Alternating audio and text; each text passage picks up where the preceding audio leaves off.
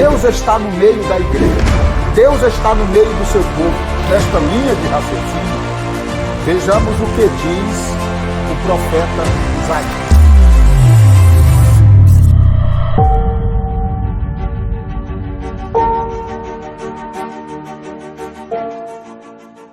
Cumprimento a todos com a paz do Senhor.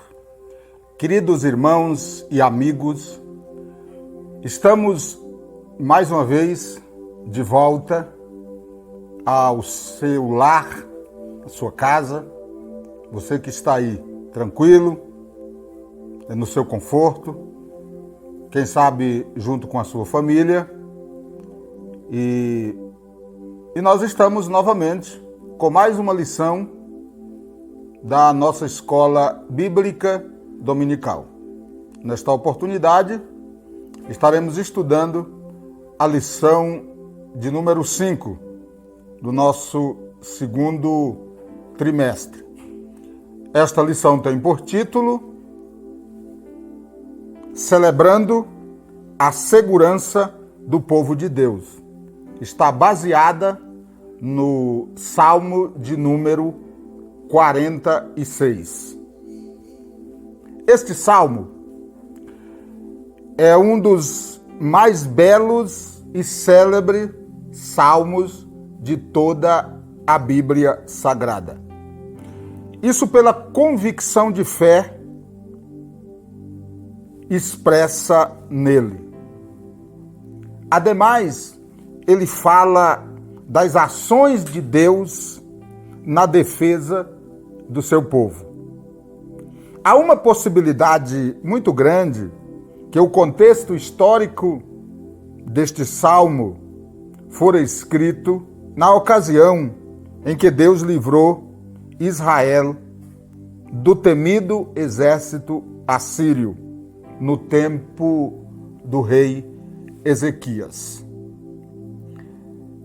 A história nos fala desse cerco, a história bíblica nos fala desse cerco, especialmente no livro do profeta Isaías, quando Israel fora sitiado pelo rei Senaqueribe. Muito bem, prosseguindo, vamos ao primeiro tópico da nossa lição, que é a ação do Senhor e a fragilidade humana. Meus irmãos, ao longo da nossa história, ao longo da história humana, da história da humanidade, tem ficado claro que o ser humano tem tentado, de alguma forma, viver alienado de Deus, viver independente de Deus, viver através dos seus próprios recursos, gerar ou gerir a sua história. E isso fica muito claro quando nós olhamos no capítulo 11 do livro de Gênesis, os versículos 1 ao versículo de número 9. Quando os homens tentaram construir uma torre, que é conhecida como a Torre de Babel, que era para, segundo eles, atingir os céus, para que o seu topo chegasse aos céus. E o que significa essa tentativa? Claro que era viver uma vida independente de Deus. Esse plano, logicamente, fora frustrado pelo Senhor e eles não conseguiram fazer aquilo que queria. No entanto, amados, a Bíblia Sagrada afirma, e a nossa história, a história humana, comprova que uma das maiores tragédias da humanidade é tentar viver alienado de Deus.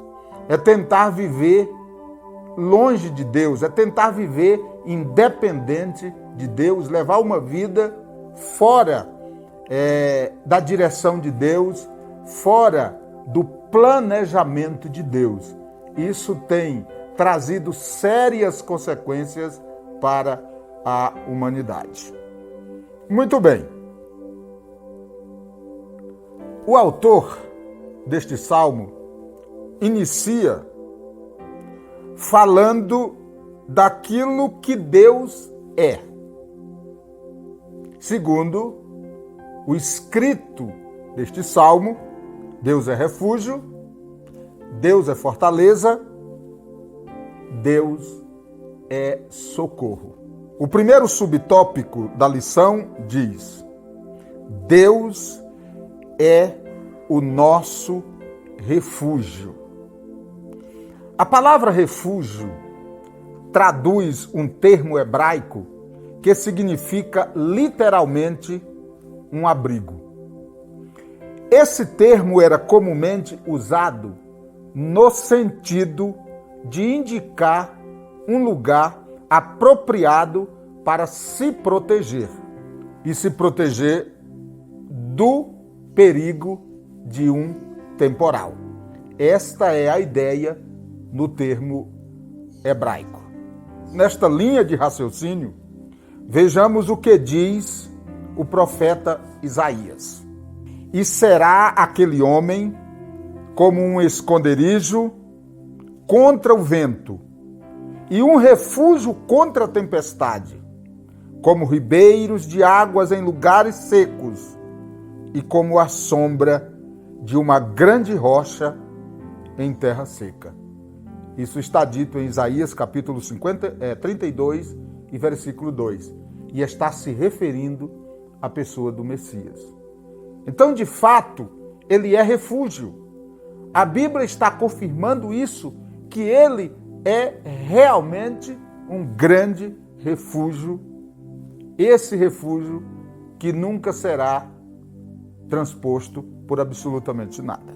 O pastor e renomado teólogo norte-americano Warren Wendell, em sua análise do Salmo 46, disse: O Senhor não nos protege como abrigo apenas para nos mimar, mas sim com o objetivo de nos fortalecer para enfrentarmos a vida com as suas responsabilidades e os seus perigos.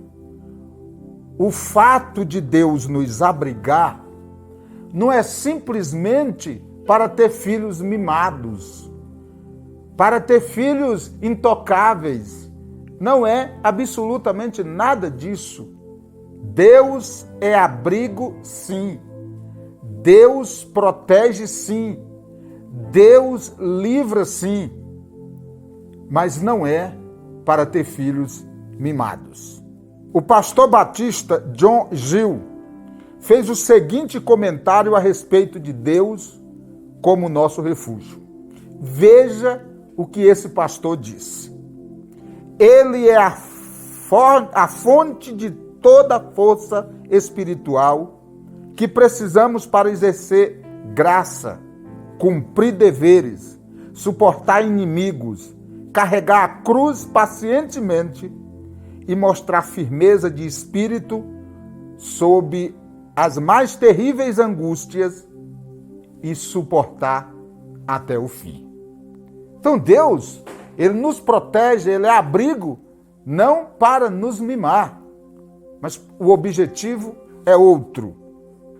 Ministrando na carta aos Filipenses, o nosso pastor Adilson Barbosa disse que a nossa geração tem se tornado uma geração de cristãos intocáveis.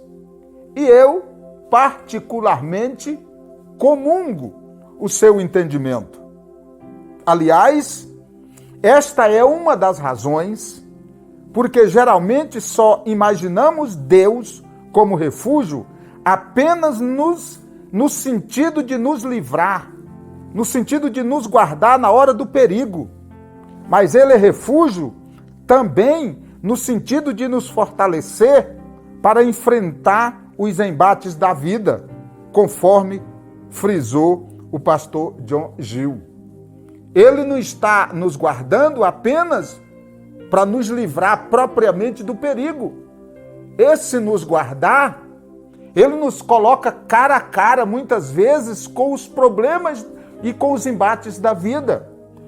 E ele, como abrigo, ele está querendo com isso nos fortalecer e nos preparar para lutar e para fazer de nós homens e mulheres que saibam manejar bem a palavra da verdade. Há um texto na Bíblia que diz: o Senhor adestra os nossos dedos para a batalha. Ele é abrigo, sim. Ele é refúgio, sim. Mas é refúgio também no sentido de nos conduzir entre os embates da vida. Seguindo para o segundo subtópico da nossa lição, que diz: Deus é nossa fortaleza. A palavra fortaleza traduz um termo que significa poder ou força e vem de uma raiz hebraica que transmite a ideia de ser forte ou tornar firme. Então podemos entender que ao mesmo tempo em que Deus é o nosso refúgio, ao ser suficientemente poderoso para nos preservar quando tudo ao nosso redor parece ruir, Ele é também a nossa fortaleza e comunica sua força em nós, nos tornando firmes e nos tornando inabaláveis. Quando Paulo escreve aos Efésios, ele diz que nós precisamos nos armar com todas as armaduras de Deus para resistir nos dias maus e, tendo feito tudo, permanecermos inabaláveis. As cidades do Antigo Oriente geralmente eram construídas em lugares altos, como meio de proteção. Mas, contudo, nenhuma fortaleza construída pelo homem, por mais segura que seja, não oferece segurança absoluta. Porém, o nosso Deus é uma fortaleza intransponível. Vejamos o que disse o salmista no Salmo 24. Quem é este Rei da glória? O Senhor forte e poderoso, o Senhor poderoso na guerra. Ele é sim uma fortaleza indestrutível. Ademais, para ele não existe fortaleza. Se lembram da cidade de Jericó? Suas muralhas, humanamente falando, eram muralhas intransponíveis. No entanto, nas mãos do Deus que é refúgio, nas mãos do Deus que é fortaleza, aquelas muralhas viraram simples e frágeis muros, ruíram ao toque de simples trombetas nas mãos dos sacerdotes. Portanto, amados e queridos irmãos, você que nos ouve, precisamos entender que o nosso Deus é um Deus forte, é um Deus poderoso, poderoso nas batalhas. Ele é sim fortaleza, refugiado nele, absolutamente nada poderá nos atingir. Louvado seja o nome do Senhor. Vamos para o terceiro e último tópico da nossa lição. O terceiro tópico diz: socorro bem presente na angústia. É isso que o nosso Deus é. Eu não sei se o amado irmão que me ouve já teve a experiência de passar por momentos angustiantes, de passar por momentos terríveis, de passar por situações, humanamente falando, insustentável.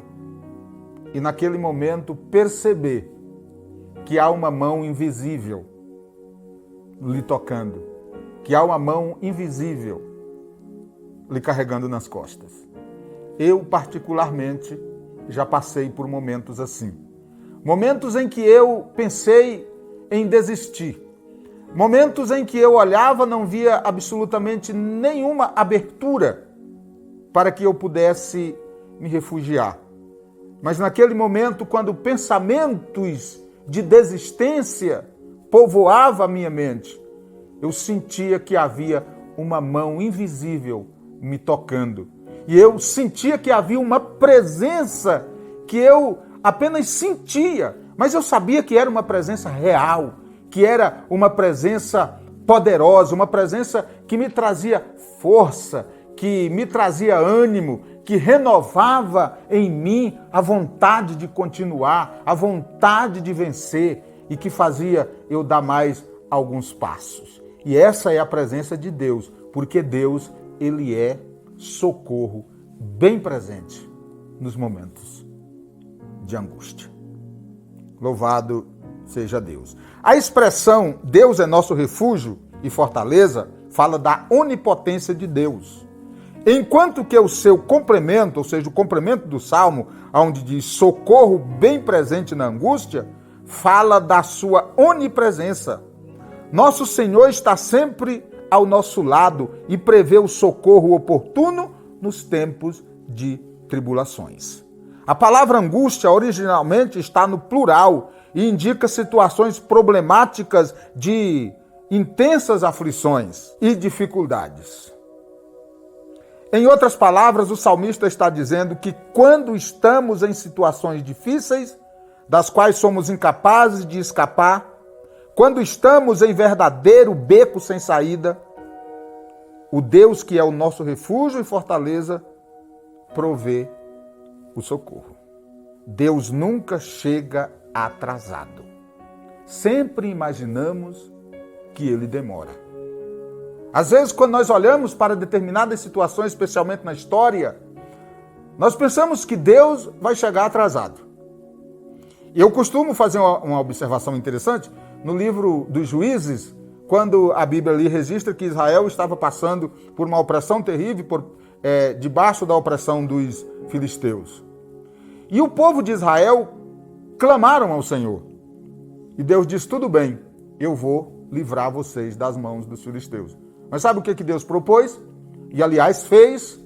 Ele disse, olha, uma mulher que é uma mulher estéril vai engravidar e é através do filho dela que eu vou libertar vocês. Ora, se eu já estou morrendo hoje, eu ainda vou ter que esperar uma mulher engravidar, esse filho nascer, alcançar uma certa idade, e só através da instrumentalidade dessa pessoa Deus vai me libertar? Aí eu parece que já morri, já não vai mais haver. Então o que a gente pensa é que Deus está sempre chegando atrasado, mas Deus está sempre chegando na hora certa. Ele nunca passa da hora e nem chega antes. Ele sempre está chegando na hora exata, na hora oportuna. O grande problema é que nós quer fazer com que o relógio de Deus anda de acordo com o nosso relógio. E o relógio de Deus é diferente. O nosso relógio que está sempre adiantado, e aí a gente pensa que é o relógio de Deus que está atrasado. Mas Deus chega na hora certa. Com ele não tem e não há imprevistos. Seu socorro sempre é oportuno. Está sempre pronto a oferecer a seus filhos sua assistência.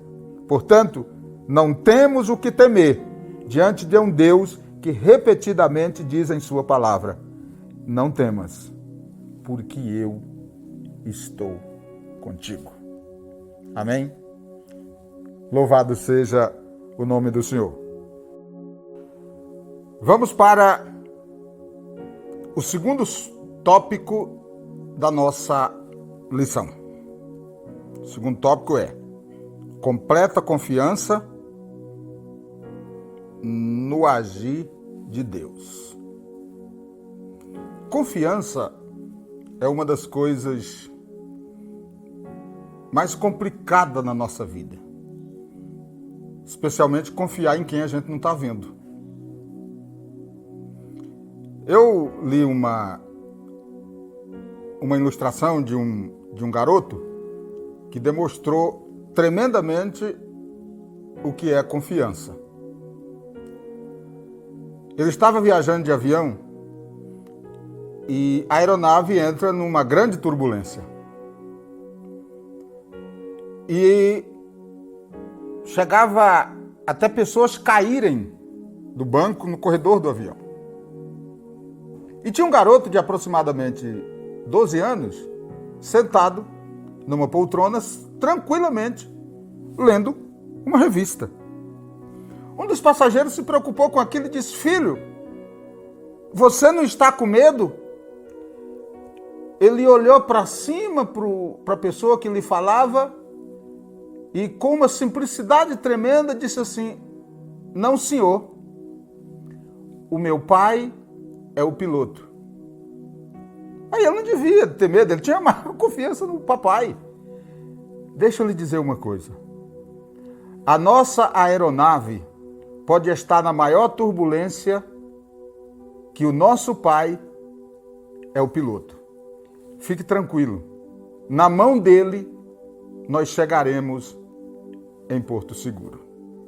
O primeiro subtópico desse segundo tópico é: a confiança prevalece em meio ao caos. Ou pelo menos deva prevalecer, né? Vemos a convicção do salmista com relação à proteção divina, mesmo nos momentos em que as circunstâncias estão, do ponto de vista humano, insustentáveis. No versículo 1, ele diz: Deus é o nosso refúgio e fortaleza, socorro bem presente na angústia. E inicia o versículo 2 com uma conjunção conclusiva: portanto, não temeremos, ainda que a terra se mude, e ainda que os montes transportem para o meio dos mares, ainda que as águas rujam e se perturbem, ainda que os montes se abalem pela sua braveza. Preste atenção. Há momentos em que nossa vida parece que as coisas vão virar de perna para cima. Não sabemos o que fazer. Momentos que parece não haver saída. Momentos que olhamos e não vemos nenhum lampejo de luz no fim do túnel. Mas a nossa confiança em Deus deve prevalecer, ainda que. Queridos amigos, queridos irmãos, a fé se manifesta na vida da gente é exatamente diante dos ainda quês. É diante daquelas coisas que aparentemente estão além de nós, para além do nosso alcance, para além do que se pode suportar, para muito além do que a mente humana pode conceber. É nessas circunstâncias que a fé se manifesta em nossas vidas. A Bíblia diz que os que confiam no Senhor são como os montes de Sião, que não se abalam. Então confie em Deus e deixe Ele cuidar da nossa vida. É nos ainda que a gente se aquieta e tem a nítida percepção de que o Senhor é Deus. Mesmo que os ainda que está nos mandando desistir. Mas é nos ainda que a nossa fé, que a nossa confiança precisa e tem de se manifestar. O mundo pode estar caindo e virando de perna para cima. Ainda que as circunstâncias diz não. Ainda que os montes estão desabando. Ainda que a nossa casa está caindo. Ainda que acabamos de perder o emprego. Ainda que o médico disse que não tem jeito. Ainda que a fome prevalece. Ainda que a corrupção no país está assolando. Ainda que não tem jeito. do ponto de vista humano. Mas nós precisamos continuar confiando. O nosso Deus se manifesta nos ainda quês. É nos ainda quês que o Senhor se manifesta e a nossa confiança nele tem que prevalecer nos ainda quês.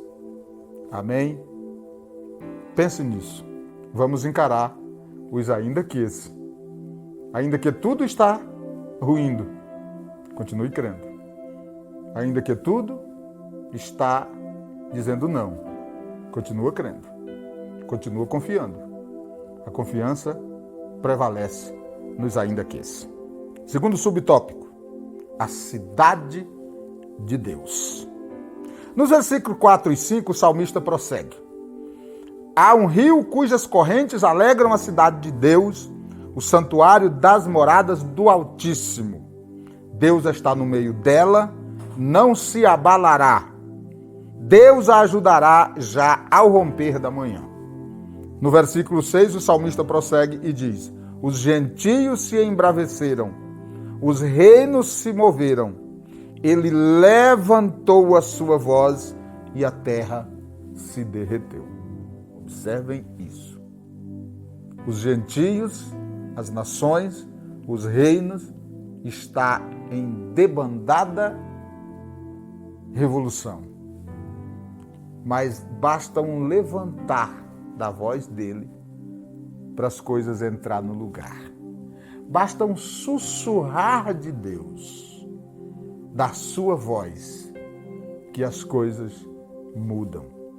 Enquanto os gentios estão embravecidos, enquanto os reinos estão em terrível debelação, ele apenas levanta a sua voz. Nada mais que isso, para que as coisas entram no eixo.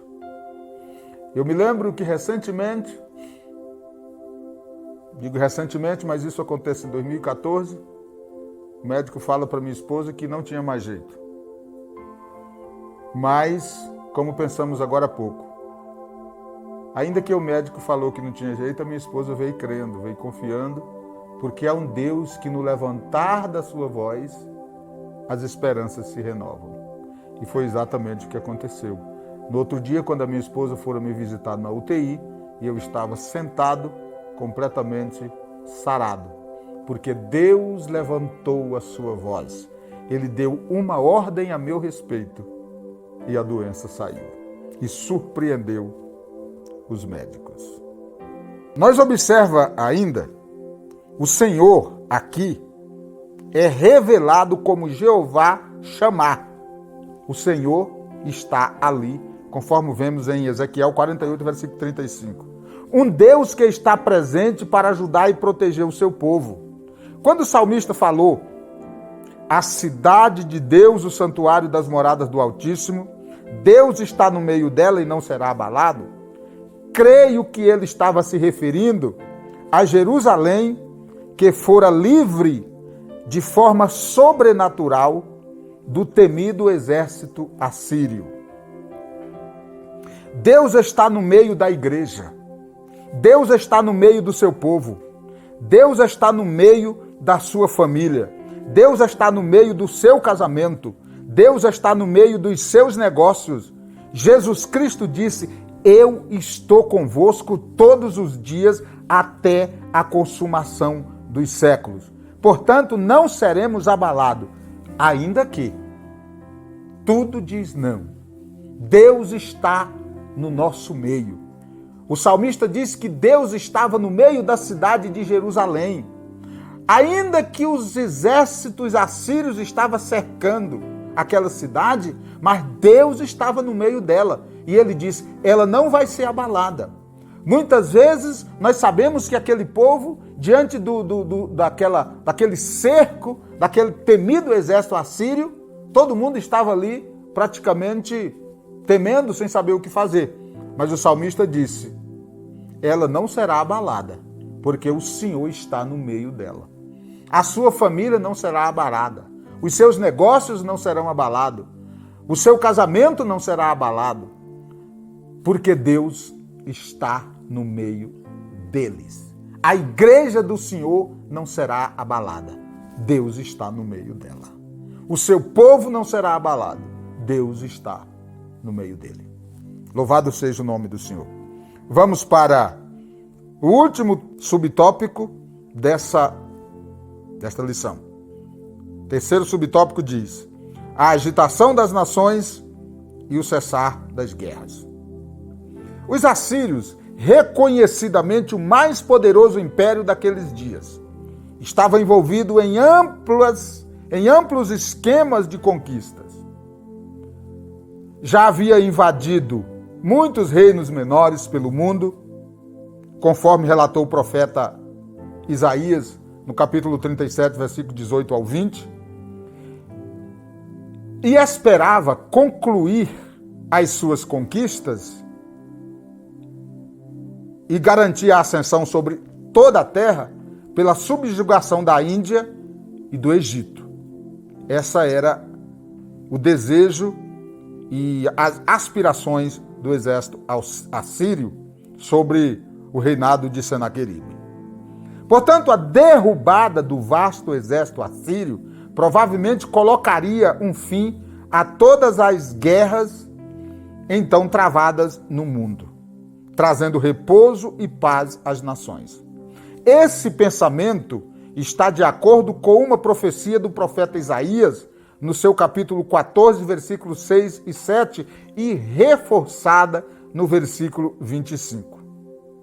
Senaqueribe, rei da Assíria, já havia tomado todas as cidades fortificadas de Judá e o seu próximo alvo era a capital, Jerusalém. Ele então mandou um recado desaforado para o rei Ezequias, desafiando, inclusive, o Deus de Israel, como pode ser visto no capítulo 36, versículo 1 a 7 de Isaías. Então o Senhor deu uma resposta à altura para Senaqueribe e seu poderoso exército, matando em uma só noite 185 mil soldados. Irmãos, 185 mil homens mortos em uma só noite. Eis aqui por que o salmista diz que Jerusalém não seria abalada. Porque havia um Deus todo-poderoso, um Deus tremendo, um Deus forte, um Deus poderoso na guerra.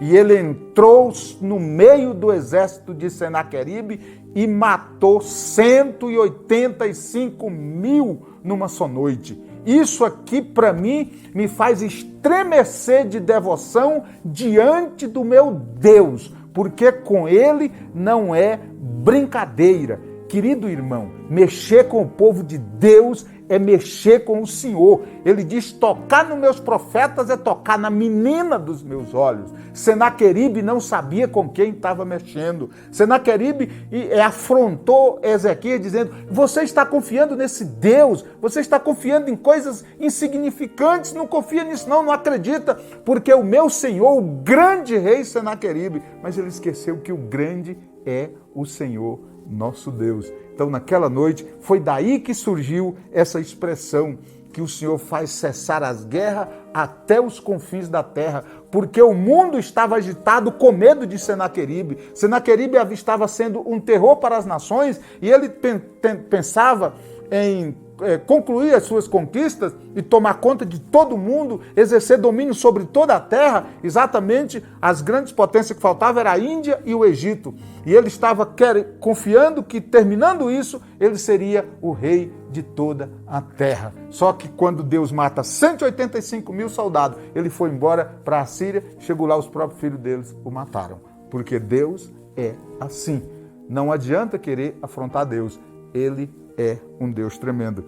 E aí, com a morte desse tanto de soldado e mais a morte de Senaqueribe, aí surgiu, pelo salmista, a expressão: ele faz cessar as guerras até o fim da terra. Porque aquele que estava provocando guerras no mundo todo, praticamente, naquela época, acabava de perder 185 mil soldados. E agora só restava paz e tranquilidade para as nações. Amém? Vamos para o terceiro e último tópico da nossa lição, que diz relações importantes e inspirações. Uma pequena observação é que esse tópico, como todos sabem, é dividido em 3 subtópicos. No entanto, este aqui, devido ao conteúdo deles, eu transformei apenas em um tópico. Portanto, achei desnecessário, diante da matéria, eu achei desnecessário comentar os 3 subtópicos separadamente. Portanto, é só a título de informação aos irmãos, eu o transformei em apenas um tópico, que é relação entre os Salmos 46, 47 e 48. Os Salmos 46, 47 e 48, eles formam uma trilogia de louvor. Este termo se refere a um conjunto de 3 trabalhos artísticos que estão conectados, mas que podem ser vistos tanto como trabalho único, quanto como obras individuais. É exatamente isso que acontece nestes 3 salmos, pois são cânticos de triunfos que retratam a soberania do Senhor e as suas vitórias travadas em circunstâncias várias. O Deus poderoso nas batalhas, o Deus que tudo pode, o Deus invencível, o Deus que é refúgio, o Deus que é fortaleza, o Deus que é socorro presente na angústia, é disso que esses 3 salmos está se referindo. É um cântico que se refere a todas essas questões a respeito do nosso Deus. Quanto ao tema do último subtópico da lição, a inspiração de Lutero, vários estudiosos de renomes comungam o entendimento de que este salmo serviu de inspiração para o hino Castelo Forte é o Nosso Deus, composto pelo reformador Martinho Lutero. Acredita-se que este hino foi composto em uma das épocas mais negras da Igreja, por volta de 1521. Neste período, Lutero foi intimado para defender as suas teses teológicas e estava correndo sérios riscos de morte.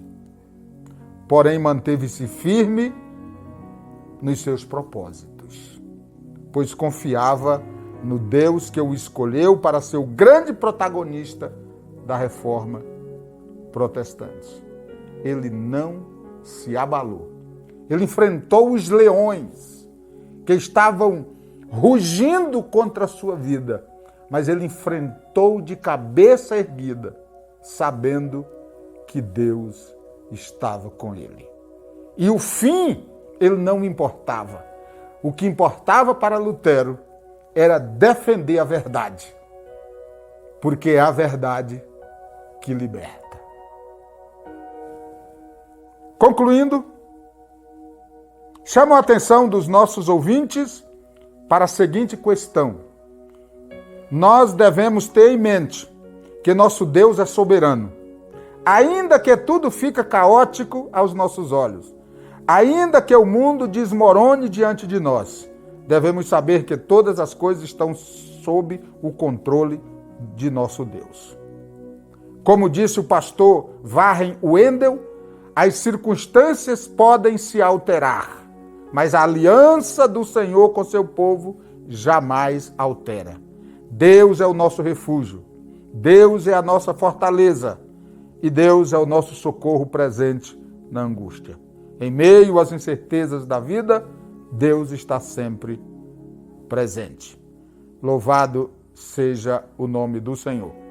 Eu quero aqui, concluindo esta lição, deixar os meus agradecimentos, os meus mais sinceros agradecimentos a você que está aí no conforto da sua casa e que atentamente nos assistiu, atentamente nos ouviu.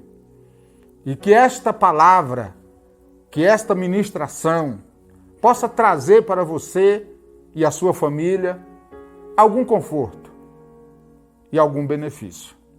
Eu quero também aqui deixar os meus mais sinceros agradecimentos ao nosso querido pastor Adilson pelo seu apoio e que nos tem concedido, juntamente com a sua esposa, a pastora Adeusa, e também os demais obreiros, aqueles que são seus auxiliares de maneira imediata, pastor Wadas, pastor Joel, pastor Deusvaldo e muitos outros que trabalham nesta igreja com muita dedicação.